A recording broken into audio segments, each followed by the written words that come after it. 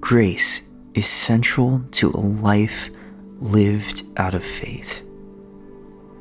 It provides meaning to our identities and purpose to our day-to-day.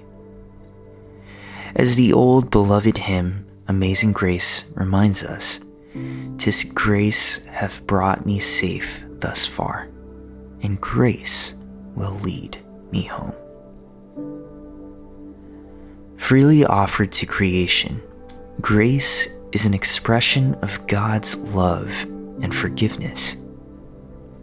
We hear the word over and over, and its ubiquity sometimes desensitizes and pacifies our response. In one sense, understanding God's grace can feel unfathomable and incalculable. The logic of the kingdom is not undergirded by the scorekeeping of the world. Instead, our grasp of grace has to rely on a theology of abundant generosity and tenderness. But in another sense, God's grace is the only thing that makes sense in our world of pain and division. It is the necessary balm for our society's struggles, the sacred core of our belonging as human beings in relationship with our Creator.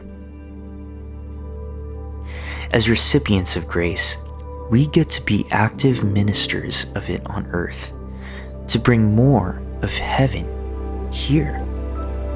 To embody grace for others, we first must understand it in the context of our own lives. In his gospel, John writes, "And we have seen his glory, glory as of the only Son from the Father, full of grace and truth. For from his fullness we have all received grace upon grace." John 1, verses 14 and 16. We all have been gifted grace from God's full-heartedness. Grace is the result of the vast richness and goodness of God's character. Pity and manipulation have no place within this extension of care for us. It is a freely given promise that acts as an expression of delight, an ever-flowing redeclaration of our identity and purpose. God's grace frees us from the burdens of shame and regret. Its presence in our lives is transformative. We have the privilege of living and moving within the safety of God's affection. And within this understanding is an invitation to both see people as fellow recipients of grace and extend grace in our relationships with them. Knowing that God bestows grace upon all of creation, people have been moved to respond to this gift for centuries. Issuing a call to his community, Peter writes, "Each of you should use whatever gift you have received to serve others as faithful stewards of God's grace in its various forms." 1 Peter 4, verse 10.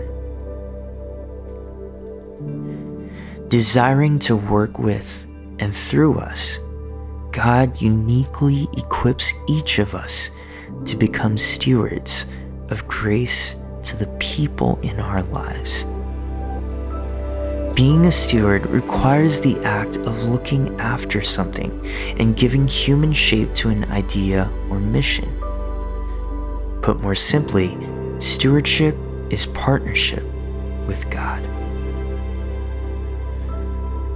God invites all of us into this partnership, moving us to reflect grace through the kindness, forgiveness, patience, and gentleness we share with each other.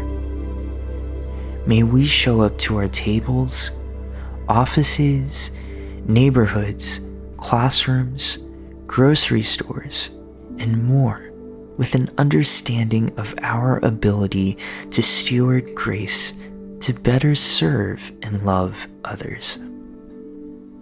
Wherever these words find you, may you be reminded of the fullness of God's grace towards you, and be encouraged to live out your sacred capability to extend it to your communities.